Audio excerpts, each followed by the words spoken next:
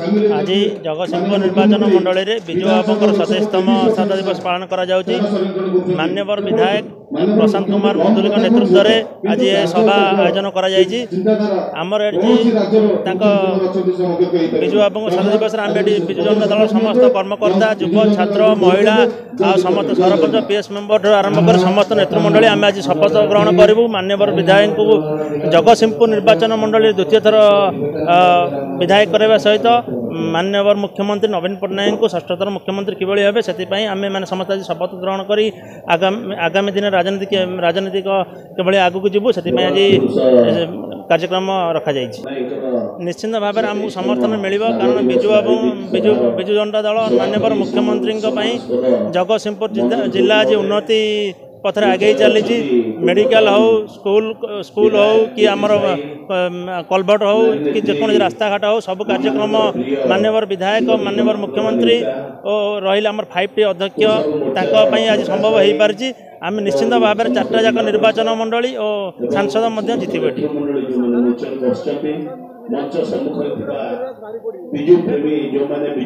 चर्चा तो निश्चित भाव में लगी रहा कि यह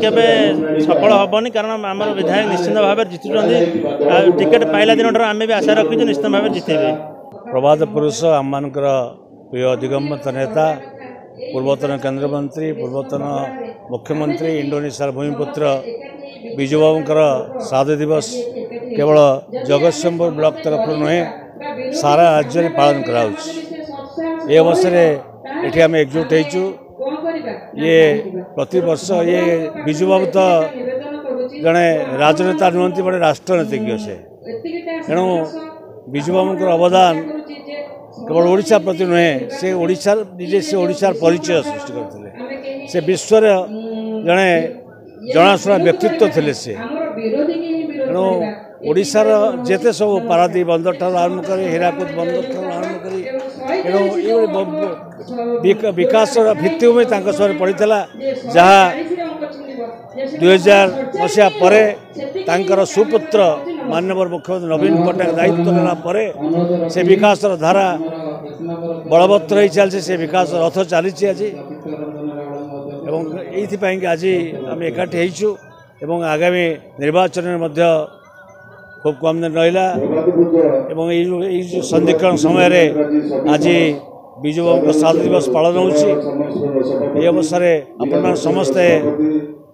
आज ये कार्यक्रम में सामिल होता सहित सामिल होता मुझे धन्यवाद दूसरी आगामी दिन में आम समस्त मिलित सहयोग ओडिशा किभली व्यापक भाव में उन्नति हम द्रुत विकास हम एवं जो सब कार्य बाकी रही है जगतसिंहपुर वर्तमान विधायक जी प्रशांत मुदुली रही से तो आगामी दिन विधानसभा प्रार्थी समय जगतसिंहपुर एक विकास द्रुत गति चली आगामी दिन सा बलवत्तर रही आज आम एकजुट हो आज कार्यक्रम मूल लक्ष्य हो।